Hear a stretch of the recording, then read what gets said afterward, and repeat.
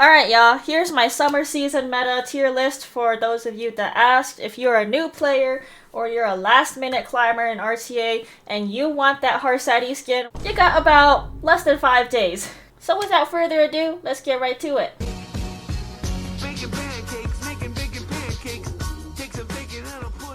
Alright, so before we get started, if you're new to this channel, my name is Fart Pancakes. I'm a competitive E7 RTA player. If you're wondering what my credentials are to be making said tier list, I am a legend finisher, which means your top 100 players in the whole world. Otherwise, I usually end like top 110, top 120, give or take.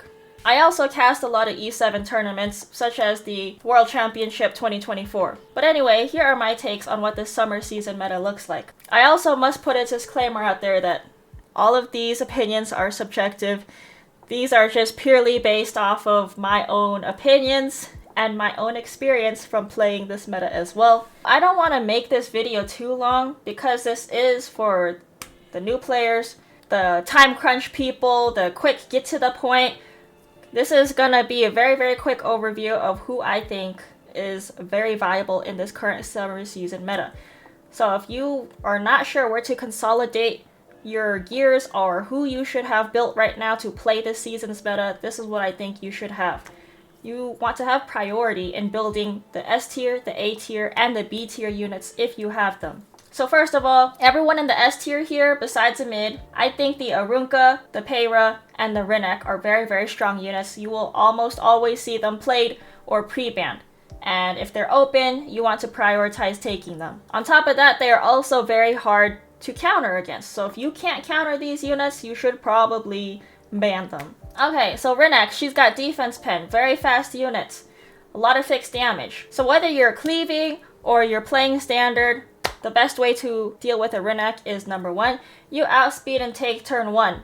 If you're not fast, you need to take turn 2. So you need a lot of mitigation. In this case, you want the Empyrean Ilanov or the Fallen Cecilia, because the Fallen Cecilia mitigates some of the fixed damage, and then the Empyrean Ilanov takes away some of her defense pen. As for the boss Arunka, she is a very tanky defense scaling unit. You want a defense pen unit that can deal against her. So that can be a Water Hwayoung, Janua, Fire Crow, Strays, or even a Rinnek.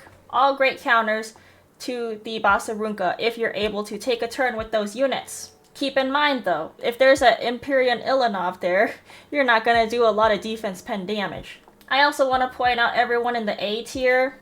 Aram is a really good unit because she deals against a lot of the meta openers as well. So she's a great counter for all the Hellion Luas, all the Fire Lidicas, and the Harsettis. The new Witch Tenebria is also very scary because she can debuff your whole team, stun them or sleep them, and your cleansers can't do anything to help the rest of your team because of her block debuff.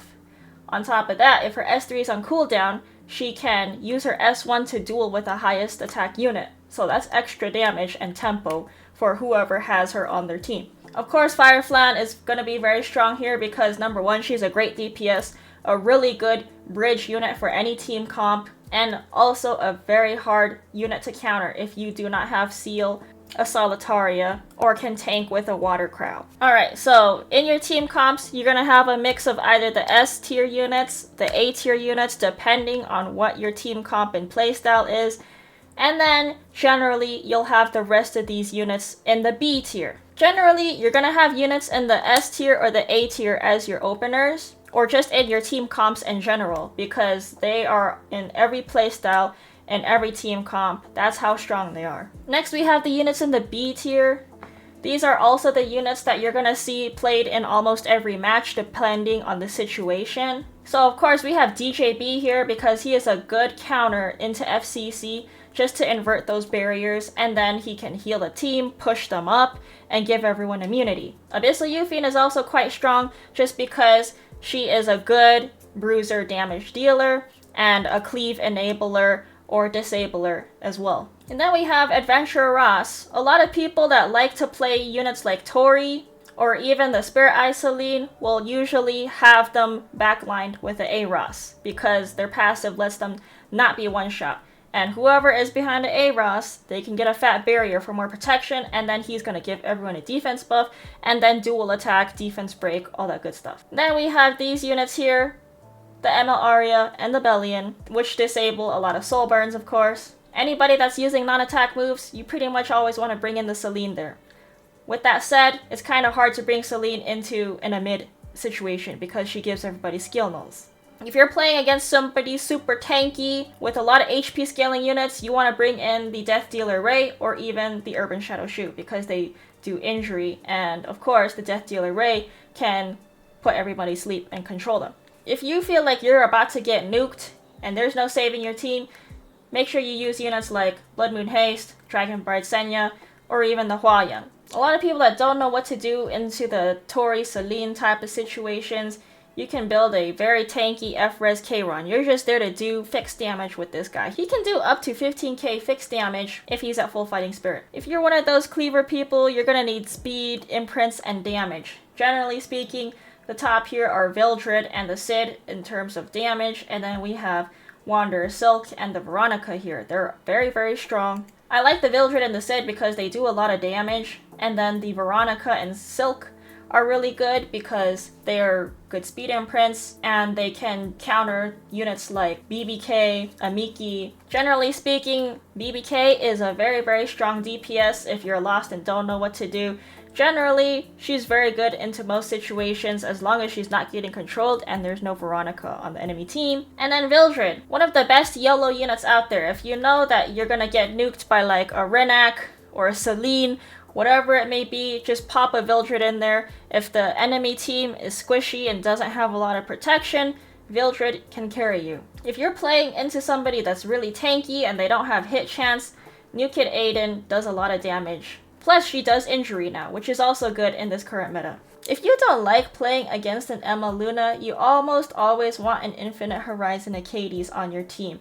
She's gonna be locked because you need to clear those debuffs. We're also in a meta where debuffs are very strong, so having a Designer Lilibet to cleanse your team, it will be very helpful. Keep in mind, she's not gonna be that useful into units like Fire Litica, or even the Sea Phantom Politis because they take away her fighting spirit, and she's not going to cleanse her team if you get debuffed by a Witch Tenebria. If someone's Bryceria cleaving you for whatever reason, Dilibet is your gal. If you don't like cleavers, and you're stuck in a situation where you're just gonna get nuked and you don't know what to do, Amiki is a very, very strong unit. Sometimes you just gotta pray that she is very woke and does all the counters, and she's gonna nuke the enemy for you. The only units that you don't want to take Amiki into are gonna be Mort, ML Rowana, Veronica, and Ilinov, because she stops defense pen. I stuck the Solitaria in here because she's a good counter into Fire Flans, and she's a good control unit in other situations, just in case you need to stop like a Sage Vivian, or even stun a BBK if you have high enough effectiveness. And Alteo is a very, very strong DPS unit.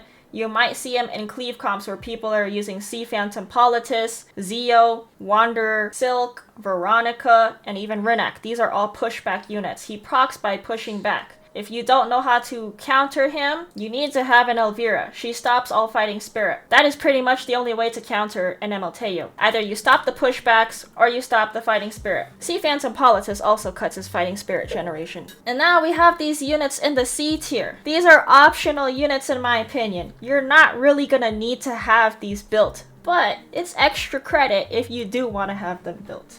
What mainly matters is that you have these units in the S tier, the A tier, and the B tier to just play your games through this current meta. Of course, this meta is only going to last so long until the next balance patch drops, and then this tier list will not be relevant anymore. Just keep that in mind. So like I said, the units in the C tier, you don't need them, but it's nice to have just in case, because these are very, very situational units. For example, you're going to see Immortal Wukong in here. If you have trouble dealing against the strays, best way to guarantee playing turn 2 and surviving a strays is number 1, having this guy built with the highest HP on your team, because he has 60% defense pen resist. Otherwise, you have the ML Ilinov, which I know a lot of people don't have access to. because she stops the penetration. Then we have a couple random DPS here like Kisei or Ludwig. If you are a mid cleaver, these are great units to have built. You might end up using these units to be a DPS if the enemy doesn't know what you're doing.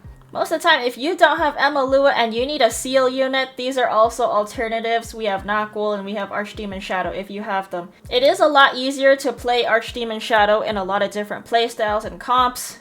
Maybe not so much Nakul, it just really depends on the situation. Nakul is not great into a cleave, but if you're playing into a standard, she's very strong. Just keep in mind that her counters are going to be a Laya or even an Emil Crow. If you don't have Emil Ilanov, go build your DN. If you play standard, she's a very good unit to have for defense penetration resist. And then she can sustain your team, cycle them really quickly, and then even put anti-crit buff up for your team. So you're gonna have a lot of buffs, cleanses, defense pen resist. She's a very, very great standard unit if you choose to play that playstyle. If you just want a YOLO and you don't know what to do into debuff teams, Ed has got your back if you have them, especially YOLO cleavers. If you build a YOLO Ed. If you are playing into an enemy that has a lot of debuffs that are going to hit your team, Ed is really good for that most of the time. If he's getting overwhelmed with debuffs and stuns, he's probably not going to work that well. Then you have these cleave units here. We have the ML Ludwig, ML Rowana, Blue Edda, and the Pirate Captain Flan. These are great for getting some DPS and control out there because they are great bridge units. If you're playing in a standard situation and the enemy has an ML Shu, Fene is a really great counter for that because she's going to do more damage the more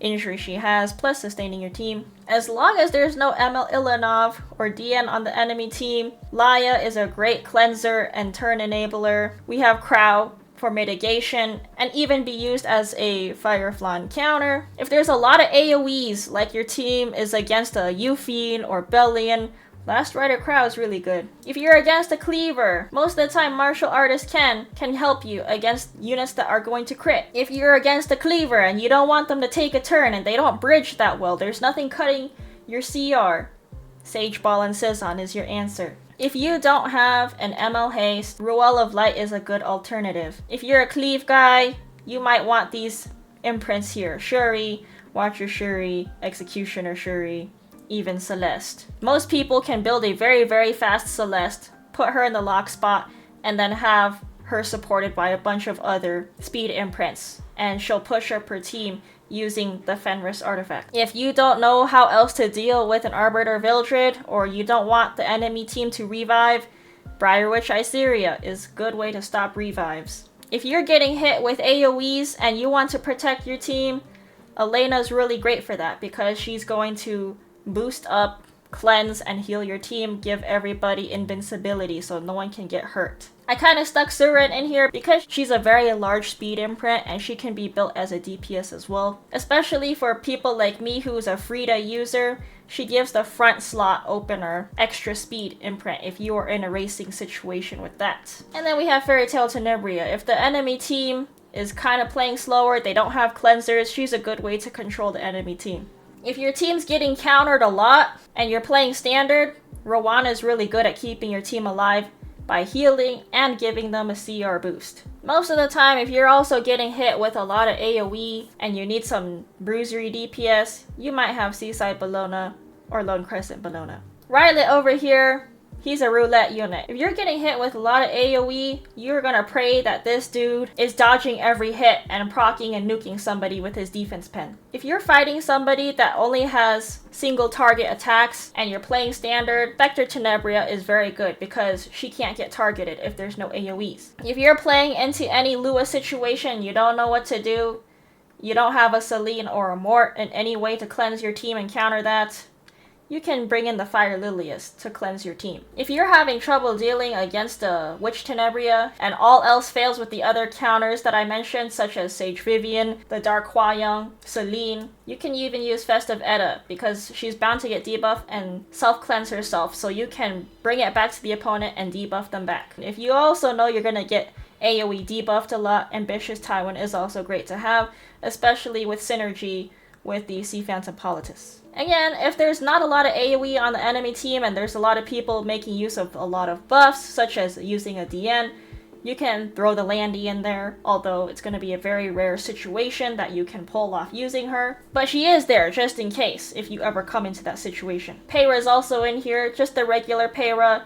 She's not that widely used, but she is still pretty strong given the correct situation as an opener, and then following up with different teams because she is very fast unit and she can unbuffable and restrict the enemy team as well. Alright, and then we have these units in the D tier. These are still units that you might see, although not widely used, just very situationally dependent. We have Blittica. If you are fighting a cleaver that has a lot of debuffs, blooming Litica will push your team back and restrict them, unbuffable them, and she has defense pen on her S3 and gives everyone skill nulls. If you're fighting someone who has an opener and can crit, C Pavel will do a lot of damage. He is powered by Fighting Spirit, so any Fighting Spirit counter is what you're going to use against this guy. Astromancer Elena, not really used at all, unless you're a cleaver that's using AoE and you want a way to stop counters. And then if you're that turn 2 guy and you don't know what else to do into a cleaver, you're not getting unbuffable,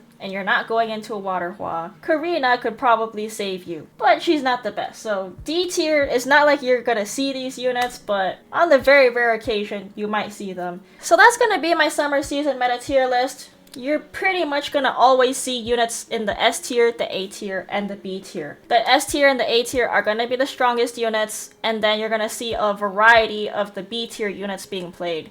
And then, like I said, the C tier is just a sprinkle of these units, very situation dependent and counter picks. If you guys still have questions or you disagree, that is totally fine. If you disagree with any of my opinions on this tier list, that is totally fine. You are always welcome to have your own opinion. Feel free to voice them below. If you have any questions or struggles, we have 4 days left in the season. Leave a comment below if you have any more questions. If you have any questions on how these units are to be played or how to draft them, you can check out my RTA diary series. Hopefully I can upload at least 1 or 2 more episodes before the season ends. If I don't, it's because I'm busy and I got a lot of IRL side quests. Otherwise, hope this helped you guys out. If you have any questions, just leave them in the comments below. I'll try my best to help you guys out and answer them. If you have any criticisms or feedback, please let me know. I want to try my best to help you guys out and improve on what I can do as well. Anyway, that's gonna be it for this video. Don't forget to leave a like and subscribe if you like this content or it helped you out, or you want to support me in general. Anyway, take care guys. We'll see you next time. Bye!